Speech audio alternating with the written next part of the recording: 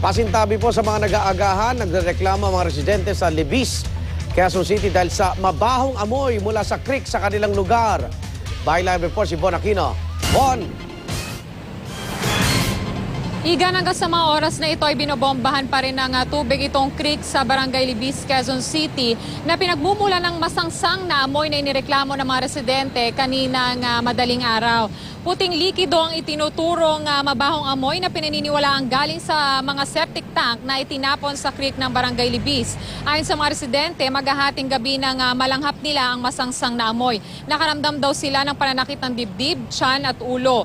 Dahil dyan, naglabasan ng mga residente sa kanilang mga tahanan. Tinatayang nasa 200 pamilyang nakatira malapit sa creek ang apektado ng mabahong amoy. Umaksyon naman ang barangay sa pamamagitan ng pagbomba ng tubig sa creek mula sa fire hydrant at sa kanilang fire truck.